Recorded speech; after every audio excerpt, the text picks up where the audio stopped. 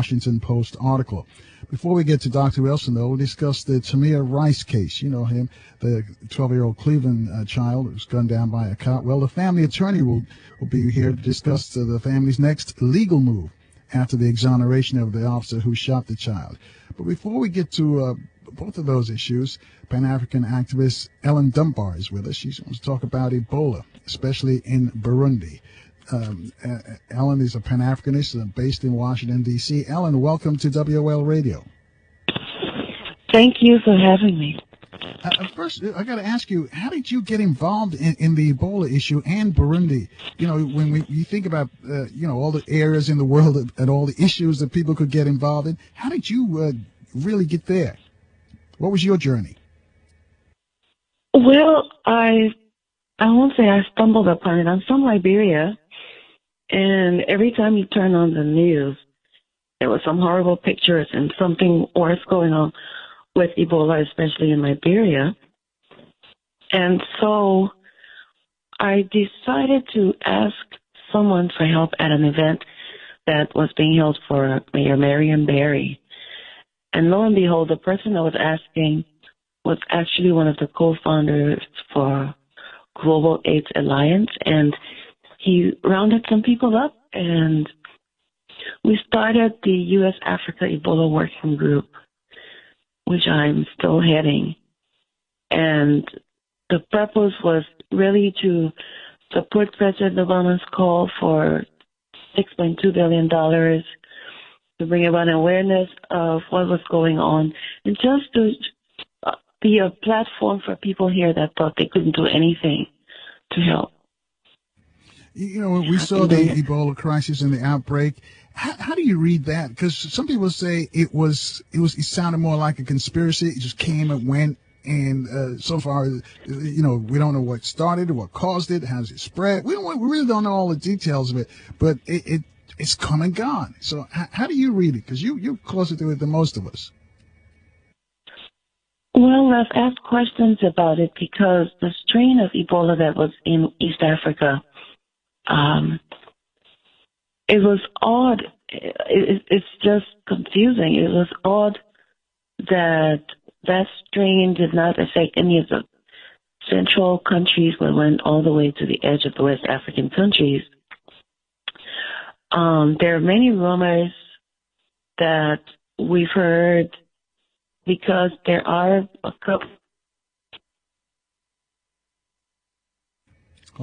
couple of scientific stations in Guinea and Liberia and Sierra Leone that house primates, experiments with monkeys. So people are thinking that that's how Ebola got into the countries, that they got there because of some experiments. But it hasn't been proven. And at some point, I was just too caught up in the horror of it all to actually pursue that, because the three countries, Liberia, Guinea, and Sierra Leone, they don't really have enough money to have investigated how it got there. What has been the explanation that has been accepted by everyone is that it came from eating monkeys and animals like that carried the disease. Now, is that a possibility, or is that just, because we heard about AIDS starting from the rhesus monkey as well. Is that a possibility, or is this some sort of a folklore that we're hearing? There are lots of people, and that's what made Ebola spread even worse, because people did not accept it. People in all the countries did not accept it because they've eaten those animals for many, many, many years. And it took a while for people to actually believe that Ebola was real. People were saying it was not real. So not being a scientist myself, I would hesitate to make the call, but I've asked at some congressional events as to how Ebola actually got in Liberia, Guinea, and Sierra Leone and missed all the other countries near the original site. And it's a totally different strain of Ebola. So it's puzzling, but then, I I haven't drawn a conclusion yet, to be honest with you. But I will say I've had my doubts. I will say I've had my doubts. What's up, YouTube? 5 after the hour, Elaine Dunbar, a Pan-Africanist and activist in the Ebola crisis. Where does it stand now? Is it being contained? Is there an outbreak? Is it mildly contained? What's going on now? Because it's not in the news anymore, at least not on this side of the world. Well, that is one concern of mine. Ebola has been contained in that after 42 days, the way they declare a country Ebola-free is after 42 days of no new reports, that country is considered to be Ebola-free. But recently, the three countries are so related. There's travel in between the countries. So if Liberia is Ebola-free and Guinea still has it, then it's still not really out of the woods. And I know recently there was a new case discovered in Guinea. The major concern right now is Ebola affected over 20,000 people, and it killed about 10,000 people. And there are about 15,000 people that survived Ebola, and many of them are children. And these children are on their own. They're being stigmatized. They don't have anything because to cure Ebola, to cure a person of Ebola, they have to incinerate everything you own. Your teaspoons, your bedding, everything, including the house. The house is fumigated. So there's a humanitarian crisis building up. Those countries that had Ebola, where at some point in recent times they have the highest percentage of child trafficking, and we believe that the countries are in danger of the same thing happening because of the amount of children in the street. And now, these children that are in the street, have they been abandoned or they're orphaned? Which one? Or both? Many of them are orphaned. There are many adults, too, that are they don't have anything to do. They don't have any more work to do. But my main concern is the children. The children, many of them are orphans. Many of them are taking care of other children. So you have a 12-year-old girl taking care of younger siblings and cousins. Most of them don't have anywhere to stay. Most of them don't have anything to eat.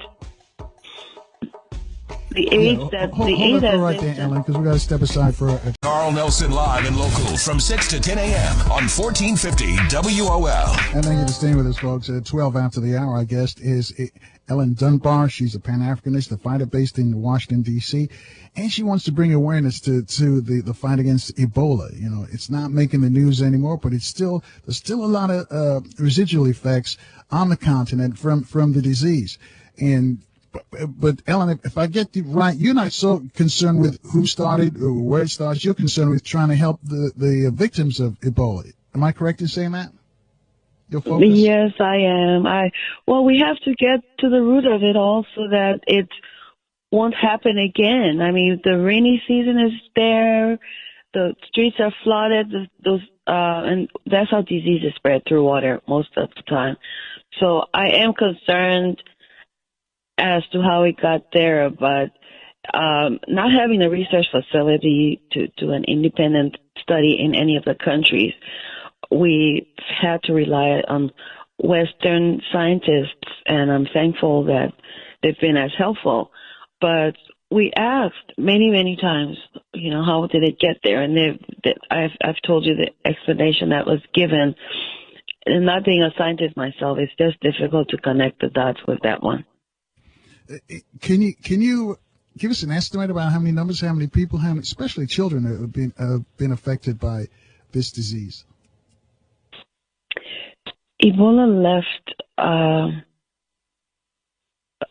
the recent count that we've heard was 12,000 orphans, 12,000 children and orphans that were affected.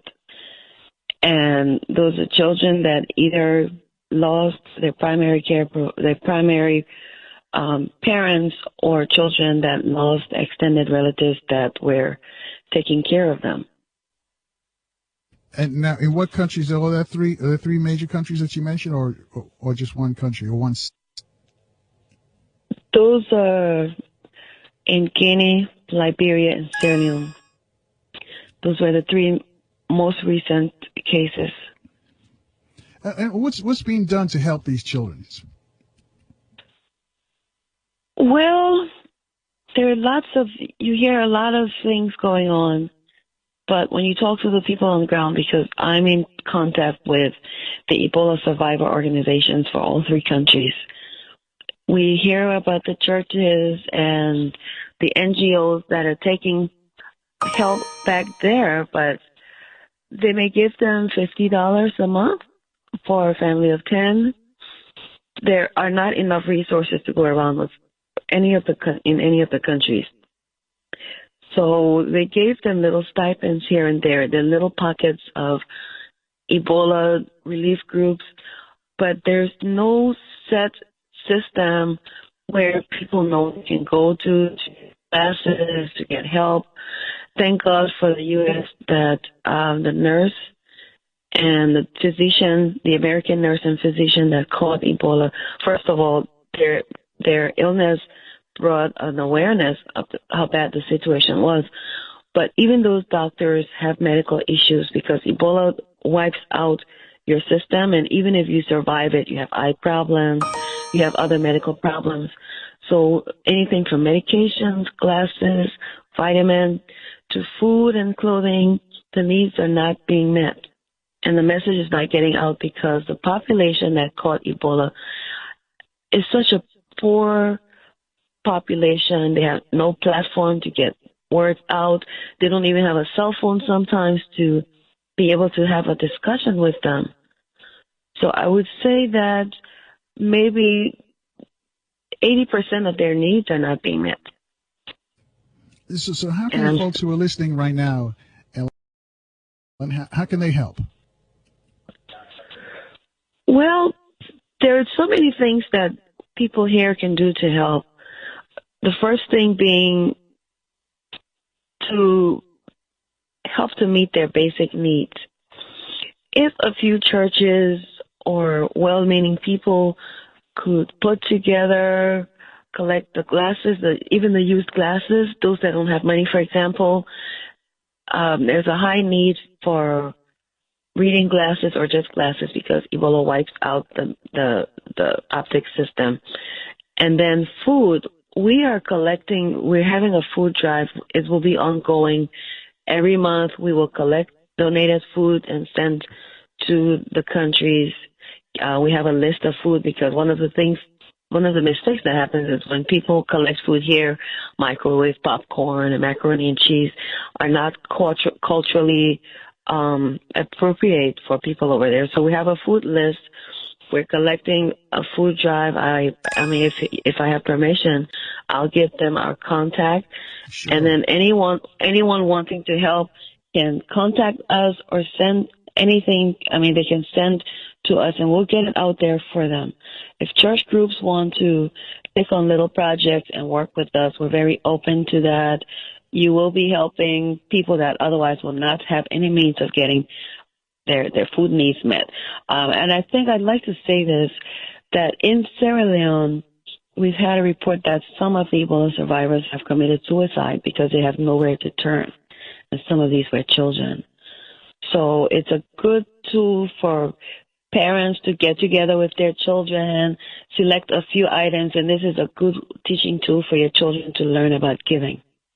Right, and that's what we're here for. If we don't do it, who's going to do it? You know, we understand that we've got to help our people anywhere in the diaspora. So, but first, I want to know, what are some of you said culture, some of the things to not accepted? You mentioned the microwave, mac and cheese and stuff, like some of the staples here in the States. Can you run through just a short list of maybe some of the things that the people probably can just go in their kitchens right now and pull out and they can get them to you?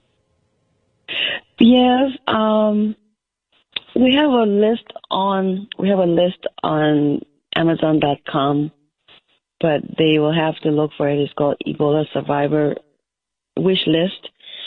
But it's what people eat there are basic: rice, corned beef, spam, sardines, any kind of beans, dried or canned beans, oatmeal for children, oatmeal or cream of wheat or cornmeal.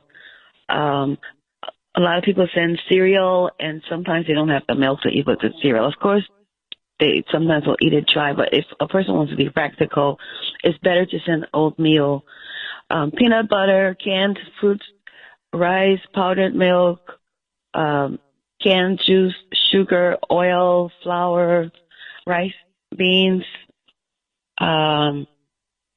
any kind of milk really, but the canned milk is what people are used to, and canned fish or canned meat, sanitary products, health products, clothing, especially clothing, because all of their clothing was incinerated and some of them are wearing the same thing over and over. And if they provide those things, we'll ship them for them. Okay. Well, tell us how do we get them to you? Because I'm sure, especially now it's getting cooler. Folks want to get rid. Well, some people want to get rid of their summer gear. They can really donate them and give to a good cause as well. So how do we reach you? If people have items, how do they get them to you? Well, if people have items, the best way to reach us, the fastest way to reach me would be through our phone number. All right, hold on. Hold that call right there. I'll let you get that number on the other side. Folks, you two can get in on this conversation and also help Ellen and the folks who are, impacted by Ebola. We'll take your calls after this short break on 1450 WOL, where information is power.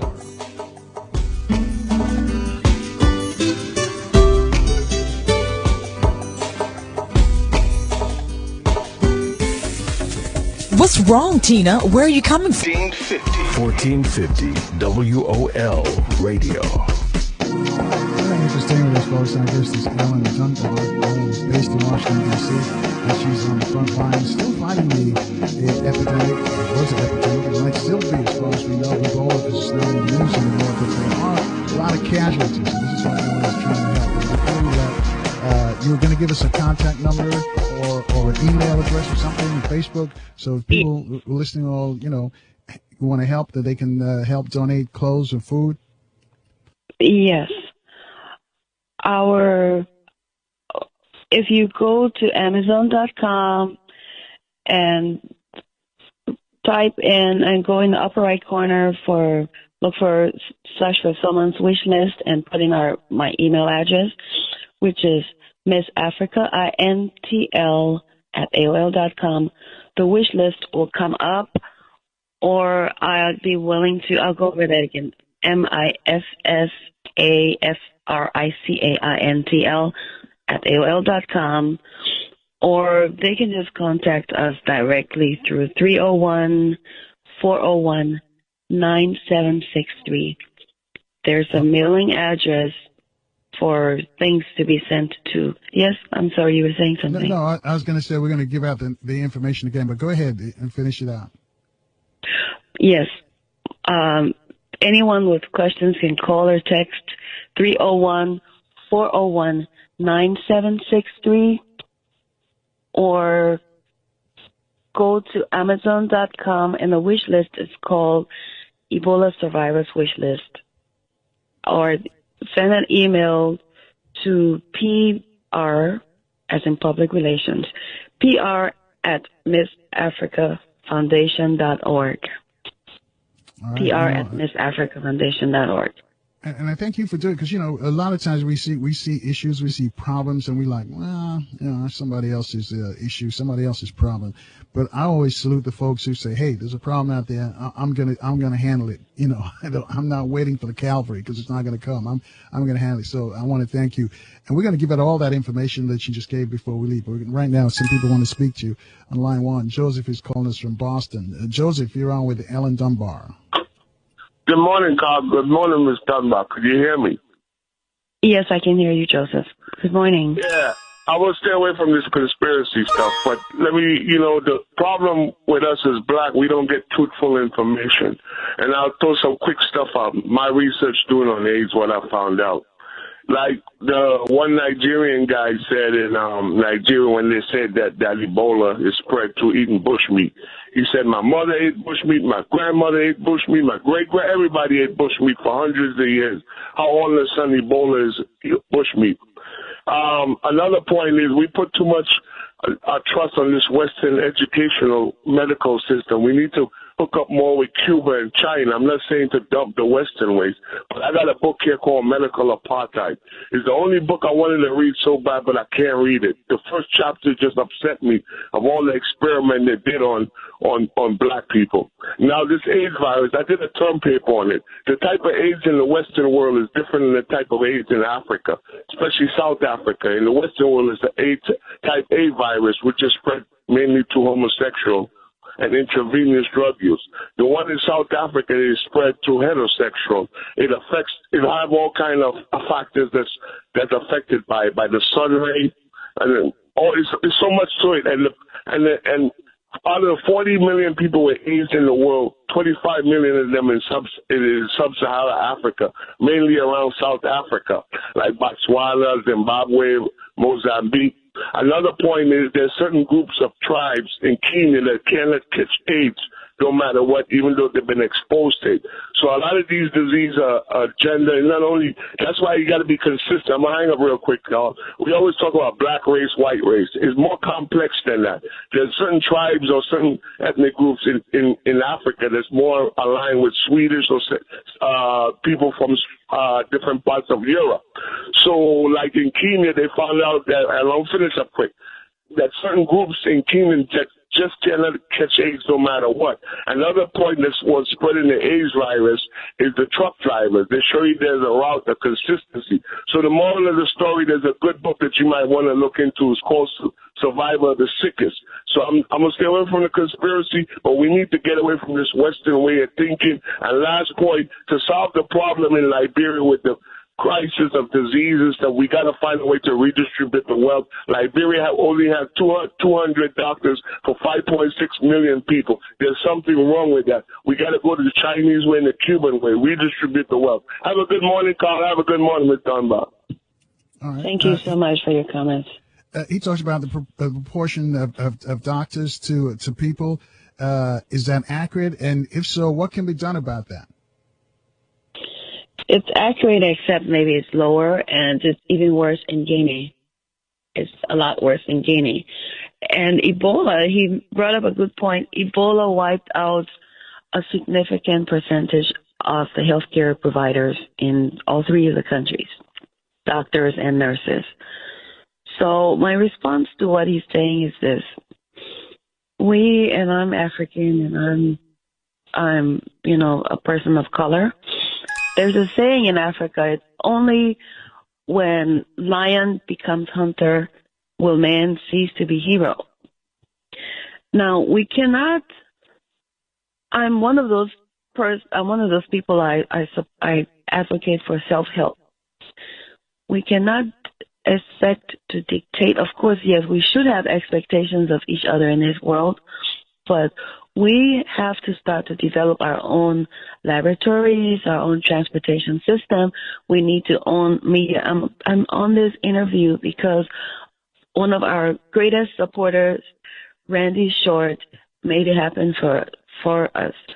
But we don't own media. We don't own anything, even though Africa subsidizes the world's economy. My take on the whole thing is the leadership in our countries need to be better. We need to develop our own strengths. We need to use our resources properly instead of being so corrupt. Even with Ebola, there was corruption. A lot of the money sent to the countries was unaccounted for. So I do agree with him that we need to redistribute wealth. We also need to cut down on the corruption so that people will be able to have access to goods and services and health care that they need. Right. And you know, the 30 minutes after the hour, folks, and the latest story that came out, CNN had a story that said that Ebola was found in numerous packages of hair extensions. Have you heard that story? That, and especially this should be alarming for the women who are still wearing hair extensions, that they found Ebola disease in some of those packages. Did you see that story? Did you hear that story that was reported by CNN? I've heard lots of stories, but not that one. I know that Ebola is in everything. Ebola, if a house has Ebola, the entire house has to be evacuated. The house has to be fumigated, and everything in the house needs to be burned to totally eradicate Ebola. Wow, such drastic measures.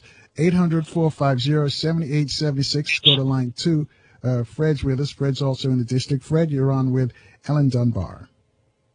Morning to both of you. Carl, yeah, I heard that CNN report also. As a matter of fact, CNN and Fox seem like the only networks covering this. And what I also heard was, and I wanted your guest to respond, is that the nurse, I believe it's nurse, they said the female, that caught Ebola and was deemed Ebola-free or healthy, has now come down with further serious complications and still fighting it. And which provides for another reason for all people to be involved in fighting this. And I wish for your guest to respond to that report. Right. Fred, before you go, because she didn't see the CNN report, and that was recently, and you said Fox reported it as well. Can you yes, sir. They reported that the just nurse fill in the rest of us. Sir? Sir? Yeah, go ahead.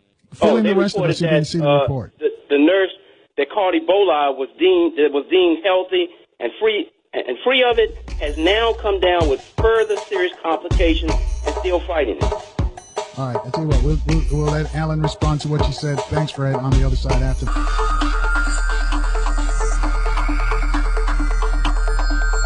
Real Talk Radio in the AM. The #1 morning show. #1 on everybody list. Carl Nelson on 1450 WOL. Thank you for staying with us, folks. I'm guest Ellen Dunbar, and Ellen is a Pan-Africanist, and she's also one of those folks out there trying to help the people suffering from Ebola, who are the residual effects from Ebola. And she mentioned so many children have been affected. But I'll tell you what, Ellen, why don't you respond to what Fred said about Ebola, about the disease coming back in one of the nurses?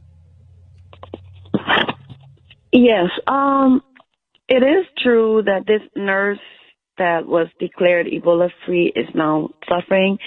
It goes to show that not much is known, that, Ebola is still very new and discoveries are still being made. There was an earlier very interesting case of when Liberia was declared Ebola-free. A woman caught Ebola through sexual transmission in Liberia. So initially they said that Ebola will survive in the sperm for 6 months. Now they're saying 9 months, and now they're saying they don't know how long. It also stays in the tear duct and in the eyes, and I believe that that's where her Ebola remained. So little is known of this disease. In East Africa, Uganda, and Congo, people had enough time to get the message across as to how Ebola could be contained and how people got Ebola. But in West Africa, they did not have enough time for that education message about avoiding contact. Whereas in East Africa, they have many years to enter the collective consciousness. In West Africa, there simply was not enough time because it was just ravaging the countries. So little is known about Ebola. The drugs that are on trial usually will take a long time for approval, but because of the gravity of the situation, it got on the market this year. And companies, I'd like to say, companies that otherwise have gone through a certain investment and a certain approval level, yes, it's helpful that the drugs got there, but it's also on the flip side, they got to market their drugs with a shortcut. So the world is indeed round. We're all in here together. and we do need to help each other. There is a serious. Yes, go ahead. I'm sorry. I was going to ask you, was there any concern when all of a sudden when the Americans got Ebola and they flew back to the States, they were declared Ebola free, and the people on the continent impacted by Ebola were dropping like flies? Was there any concern there that whatever we used here on our people, we didn't use on our people on the continent? My response to that is location, location, location. Which brings back to what I was saying. Only when lion becomes hunter will man cease to be hero. Yes, they got treated well. They got top-notch treatment. And maybe it's time for African countries to get together and talk about universal health care for Africa. We can't expect people in Liberia to get the same treatment or the same kind of facilities as in the U.S. Even though the U.S. at the time had maybe 5 total beds in the entire country capable of hosting Ebola patients. So my concern the whole time was, okay, we have, all these thousands of American soldiers in Liberia. If 10 or 20 of them got Ebola right away, that would have been a disaster. There were only 5 beds in the entire country, go and research that were capable of hosting, because Ebola is very involved. It takes a certain sort of containment. So there may have been sentiment about how the Americans got quickly cured. They have top-notch treatment, and they should. It's their country. It's all about location. It's only when we equip ourselves and we stop the corruption and we improve our health systems that we can be able to boast of the same thing. Otherwise, we're just going to be showing our hand to the Western world for assistance, and they will dictate how we get help. I personally was very happy with the American response in Liberia. There was a response from France and Britain in Sierra Leone and Guinea. We have to commend that. They put American lives at risk to help our countries. They sent money, they sent food. I have a serious issue with the mismanagement and misappropriation of the funding, as is the case not only with Ebola or disease, but with everything in those countries. Those are the things that I focus on, because I shouldn't have to turn on CNN and see children at age 5 see blood and death all over them. So that's the legacy for this particular generation. It's traumatizing for me, and you can imagine for a 5-year-old child that has to sit and every day he doesn't know what's going to happen. That's another concern, PTSD in those countries. The death was horrible, and those people will never, ever, most of them will never, ever even know that they have PTSD, but it's traumatizing. So you can imagine what it does to the psychic. I don't want to segue into another topic. So if there are any other questions, I'll be willing to take the question. I'd also like to say that Randy Short is on the line. Oh, yeah, Dr. Randy, Short. Is he there with us? Dr. Short, are you there?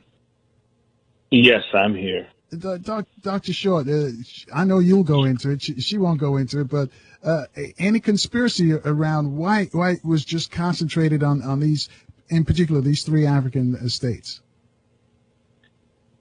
He's a diplomat, so we have a different way. Not a conspiracy, white supremacy, colonialism, racism, capitalism. These are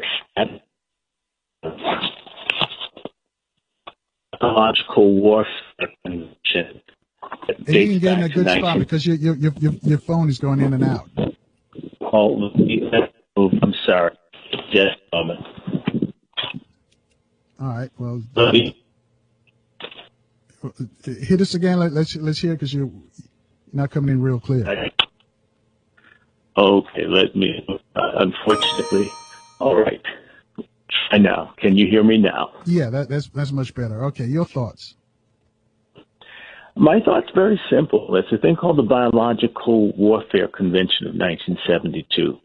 You'll find that both Guinea and Liberia are countries that have not signed nor ratified this agreement. Sierra Leone has. This means that the United States has the opportunity to flout the Biological Warfare Convention by doing human experimentation and developing biological weapons there. The outbreak for Ebola in Sierra Leone happened in Kenema, where the Fort Detrick has a bioweapons lab in Sierra Leone. That's a fact. So, not a conspiracy, it's a fact. It's policy of our military-industrial complex to experiment on people there. This was funded by the government. The Ebola, there are 5 Ebola strains. There's Ebola Zaire, there's Ebola Cote d'Ivoire, there's Ebola Sudan, and there's one more Ebola, Reston. By the way, Reston, Virginia, where the CIA is, okay? That's one of the Ebolas. And then there's Ebola Budibugyo that was developed in Atlanta, Georgia. And our biowarfare specialty school, which is, the one in New Orleans, that will come to me in a minute. It's not Xavier. What's the other big school down there? Tulane? Tulane. Tulane is where you do biological, and they work with the CIA, Fort Detrick, and with the Pentagon. The same people who pushed Depo-Provera, which, by the way, they've created it where it would be sexual. It wasn't ever sexual before now. In fact, there's even with Carl Nelson weekdays from 6 to 10 a.m. on 1450 WOL. We're 10 minutes away from the top of the hour, and later on this morning we're going to speak with Dr. Francis Quest-Wells, and also we're going to speak with the attorney for Tamir Rice. You know, he's the 12-year-old who was shot by a police officer in Cleveland, and the family's making legal moves. But let's go back to our current guest, Ellen Dunbar, and also Dr. Randy Short. Before we left for the break, Dr. Short, you were telling us you were about to connect the dots about where Ebola started and the connection with the AIDS virus as well. Yes, well, there's a connection in terms of Fort Detrick, Tulane University, the United States Public Health, the CDC, a gentleman by the name of Jonathan Towner, and 4 other research scientists made this Ebola, put this patent in. It is a U.S. government patent, and Bill Gates, George Soros, the Pentagon, all these people are in on it. And this has been, hitherto, this had not been sexually transmitted. There is a periodical published by Fort Detrick, and somewhere between 2000 and 2009, forgive me, I didn't prepare for this like I should have. They have an article about aerosolized Ebola, where you can get it from, they developed it where it can be breathed, you can sneeze. This was not what used to happen. That particular article is not available for you to get a summary from the Fort Detrick website. Fort Detrick is the same place that developed the anthrax that killed my cousin's father's friends, colleagues at my post office in Brentwood, D.C. Fort Detrick has done all kinds of things. And so they've outsourced to do human experimentation and to develop bioweapons in Africa. And this is the case. The evidence of it, as I speak to you, the United States government has made me persona non grata for travel because I brought up this patent on international television. If I wasn't telling the truth, he should have arrested me or sued me. But instead, you say we don't want him going around saying what's factually true. You can't have a patent for a vaccine without first having developed the illness. This is a pattern of our military-industrial complex. To make a disease and have a cure, there used to even be for many years until within the last year or so, There used to be a patented cure for AIDS that you could find on the internet. All of a sudden now you can't find it, so it doesn't cure anymore. How did you get a patent? Then it doesn't do what you said it did. There's a depopulation agenda, and it's coming many different ways. Through whether you have, forgive me, I just have to trash Obama for a minute. When you have a glory hole barker for a president instead of a leader, where they're pushing abortion and the LGBTQ agenda in schools and in other countries, and these people don't even have health delivery systems. They don't have clean drinking water.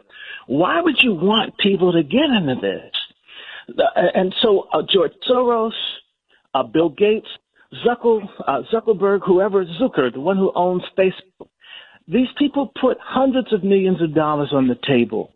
In fact, Warren Buffett has put out up to $400 million for mass abortion and mass birth control. And the same has been done by other billionaires. They want black folks wiped out. Africa has the most valuable resources on the face of the earth, and there are too many of us, and we can't run away from it. And that may not be evident to folks on the continent, but those of us who have a history of dealing, in particular with Anglos and French-speaking and Spanish-speaking Europeans, they have no problem wiping out Indian or black if there is a opportunity to gain wealth. Well, let me ask you this: is that the reason why the AFRICOM is increased its footprint on the continent? Does that have anything to do with this or what you're saying? Look at the response. If we go back just over a year ago, we had the African Leadership Summit when this Ebola thing was raging wild.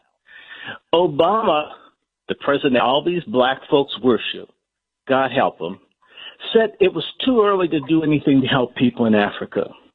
However, he did exclude President Goodluck Jonathan because he doesn't support abortion and same-sex marriage. The United States government said, no, we won't help. And then when help was going to come, we're going to send soldiers. Well, what do you think those young white boys from down south are going to do where you can get sex for $1.50? So when she said 20 people being infected, all of them would come back infected if Ebola can be transmitted sexually. We know that from all the other wars. The American soldiers are smart with their helmets on, and they're stupid when their shorts come off. All right. Hang in there. We got some people who want to talk to you. 800-450-7876. Let's go to line one. Chris is joining us from New York. Chris, you're on with Ellen Dunbar and Dr. Randy Short. Excellent topic as always. All the questions that I thought of asking, this guy just laid it out, and I just got one more to add to it. What do you think of this comment or question I'm about to ask? Are they doing this because if there's a nuclear war or whatever like that, they're going to aim basically between Russia, United States, Europe, and the major cities, right? And instead of going to Mars, quick evaluation of Mars in time, Africa is, to me, as a continent, is one of the most, areas that these Europeans, that Holocaust populace, whatever going to happen, where those who don't believe in God could plan, for the future to go to. That's just an idea I thought of. What do you think about that? The agenda, whatever. Well, Brother Carl Nelson and I have a mutual friend who's hiding in the Middle East by the name of Reverend Walter Fauntroy. And Reverend Fauntroy has a little map that he shows where the Europeans have planned to put all the Africans on reservations and to kill most of them off. Okay, wow. I think you've seen it, Carl. I think you've seen it. And so they have crazy plans, but let's do space real fast. I'm hoping that Brother Carl has my auntie, Sister Zema Kennedy, the first black woman physicist who worked for NASA. From her research, white people can't reproduce in space. So it's a lie they're going to go somewhere else. But you know what's interesting? Black people can reproduce in space. And, of course, never have us in the science fiction films going to another place. You better find some way to live on this planet because they can't reproduce if they leave. We're in a different place from them. And can I just add to it? This may seem crazy, but if anybody's seen that HBO movie, The Final Solution, where Hitler and his group came together and planned out how they were going to terminate the Jews. It's called the Von Conference. Yeah. Right. The Von Conference, yeah. If you could do that, you can do anything, especially when it comes to us. I mean, it's not a conspiracy. Well, but we need to. But let's not pretend Hitler. Who made Hitler? Henry Ford. Exactly. Who was Hitler's banker? Prescott Bush, Jeb Bush's grandfather. Henry Ford made Hitler a wealthy man. The Nazis all came to America. Wasn't his real name Heinrich Ford or something? Dr. Short, his real name Heinrich Ford? Forgive me, I don't know it that deep, but I do know back in the day when you could probably several 100,000 German marks to $1. If Henry Ford went over and gave Hitler on his birthday $26,000, you know what that did to Hitler when you converted the money? Welcome to the Carl Nelson Show on Washington, D.C.'s 1450 WOL radio and live around the world on WOLDCnews.com. Thank you for staying with us. So momentarily we're going to get an update on the Tamir Rice case. The family attorney is going to join us. But right now we're with Ellen Dunbar, an activist, a Pan-Africanist, talking about Ebola with Dr. Randy Short. Amin Ra has been holding for you guys for a while, so let's go to him on line 3. Amin Ra, you're on with Dr. Randy Short and Ellen Dunbar. Big love and respect, black people. We all we got, like it or not. Hey, brother, so many of us don't forget. We don't forget Global 2000, and some kind of way we got to get that back in the street. Because these people told us what they're going to do to us. And now, as long as I was studying biology, the only disease that have been attributed 1% to black people is a trace of sickle cell anemia. So how is it that every year we getting all these diseases around the world coming in Africa, and they spend hundreds of millions of dollars, billions of dollars to treat these diseases? Hello? All right, Dr. Short or Ellen, you want to handle Amin Ra's question? Yeah. Thank you, Amin Ra. All right, now look, you all have a wonderful and blessed day. I want to share with you that the president's social secretary, and forgive me, it's early in the morning, I'm not remembering her name, but the fair-complected woman from Chicago, can you help me? Her father, because she was born in Iran. Oh, and her father was a hematologist. Valerie Jarrett. Valerie Jarrett's father was a hematologist who in the 70s came out and complained about sickle cell anemia and other research as having possibly dangerous implications. By the way, her father was at the same school, the Pritzker Medical School, where what's the gentleman who alleged Gallo developed or found AIDS. It's interesting. So, black folks were at the forefront of blood research going back to my family's physician, Dr. Charles Drew. And in the case of Miss Jarrett's father, they began looking at sickle cell in the 60s. Isn't it interesting that the Special Virus Project came out and other things, and all of a sudden you get these bloodborne diseases that seem to target black people? I believe that some of the sickle cell research was done, I can't prove it, to find out what kills black people. They've been doing it all along. Why not? And so, therefore, they were working on sickle cell back with cancer. You mean there's no improvement, like you said, brother, on sickle cell, but yet these same people have found all these other cures and treatments? I don't think they want to stop black people from dying, and that includes malaria. There's so many things that could be combated. It's not about preserving black life. Only we can do that. And so I'm in full agreement. I'm not a scientist in that way, but I'm looking, Einstein wasn't a mathematician, but he was a philosopher.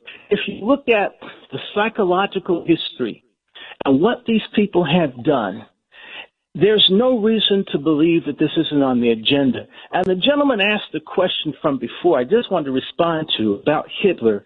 Adolf Hitler's greatest hero was Thomas Jefferson. And it was from Thomas Jefferson's notes on the state of Virginia, where he talked about either exterminating black people or sending them back to Africa, is where Hitler got the idea of either killing off the Jews or sending them to Africa.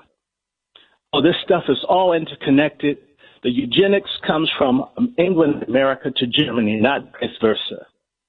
This is all interconnected. We're just about out of time, Dr. Short and Ellen Dunbar. Hopefully, we can do this again and devote more time to it, because this is a really, really huge topic.